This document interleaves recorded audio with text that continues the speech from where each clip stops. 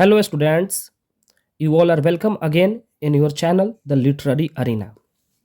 Dear students, in this very video, we shall discuss a very important poetic device, and the name of the poetic device is enjambment.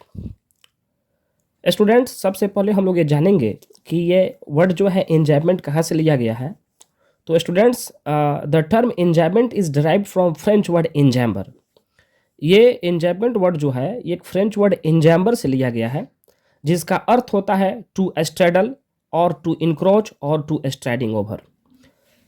To encroach का मतलब होता है अनाधिकार प्रवेश करना, यानी कि अतिक्रमण करना, अपने एरिया से किसी और एरिया में आगे बढ़ जाना. और स्ट्राइडिंग ओवर का मतलब होता है to step over, to step over यानी कि आगे बढ़ जाना. दोनों का बात यही हुआ, यानी कि अपने जगह से, अपने नियत स्थान से आगे बढ़ जाने को हम लोग क्या कहते हैं, स्ट्राइडिंग ओवर कहते हैं. एक्चुअली ये टर्म जो है वो बताता है the running over of a sentence from one line to another without any punctuation mark is called enjambment.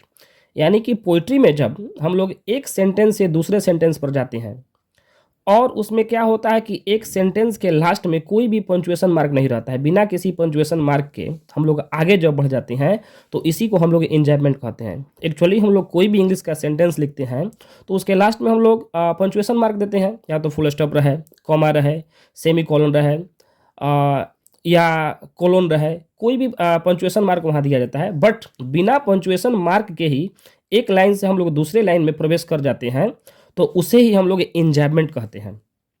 In the verse यानी कि कविता में, in the verse the continuation of a sentence without a pause beyond the end of a line or stanza is called enjambment.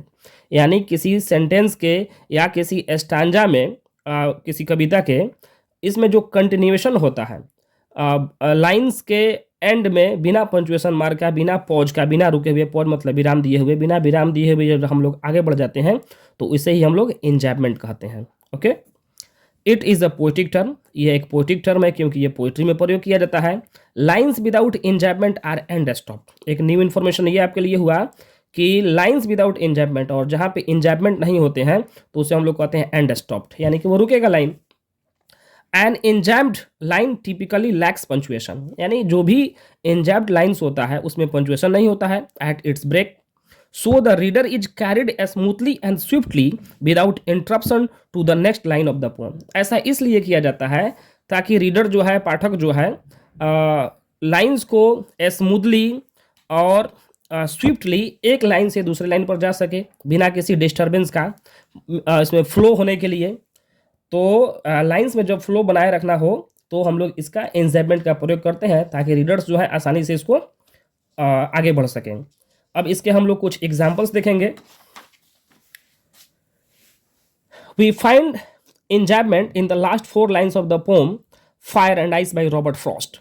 Robert Frost का famous poem है fire and ice. इसमें हम लोग देखते हैं लास्ट के 4 लाइन्स में, I think I know enough of hate to say that for destruction of ice is also great and would suffice.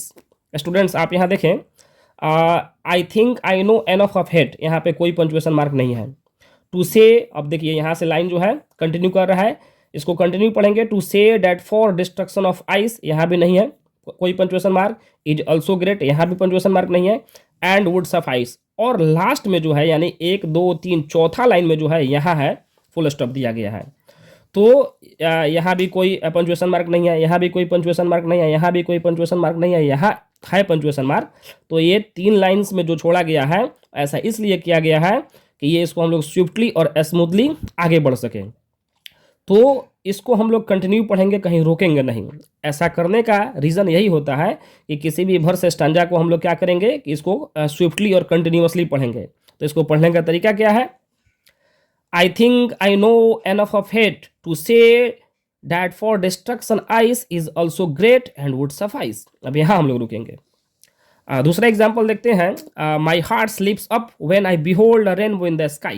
देखिए फ्रेंड्स, यहाँ पे जो है कोई भी पंक्चुएशन मार्क नहीं है. सेकेंड लाइन में दिया हुआ है, ये लिया गया है line the rainbow by William Wordsworth. इसका दूसरा टाइटल भी है My heart leaps up when I behold a rainbow in the sky. Third stanza आप देख सकते हैं, ये लाइंस जो लिया गया है the wasteland by TS. Eliot, TS. Eliot साहब के वेस्टलैंड से लिया गया famous line, April is the cruellest month breeding lilacs out of the dead land mixing memory and desire stirring dull roots with spring rain. Students यहाँ देखिए, यहाँ भी कोई पंचुएशन मार्क नहीं है, यहाँ भी कोई पंचुएशन मार्क नहीं है, यहाँ भी कोई पंचुएशन मार्क नहीं है, और सीधा जो है हम लोग यहाँ चौथे लाइन में देखते हैं कि पंचुएशन मार्क है।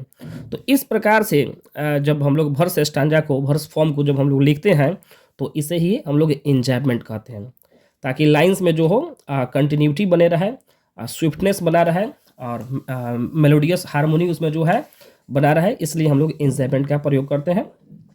थैंक यू स्टूडेंट्स, मिलते हैं हम लोग नेक्स्ट वीडियो में, तब तक के लिए धन्यवाद। वीडियो को अधिक से अधिक शेयर करें, चैनल को सब्सक्राइब करें। Thank you very much.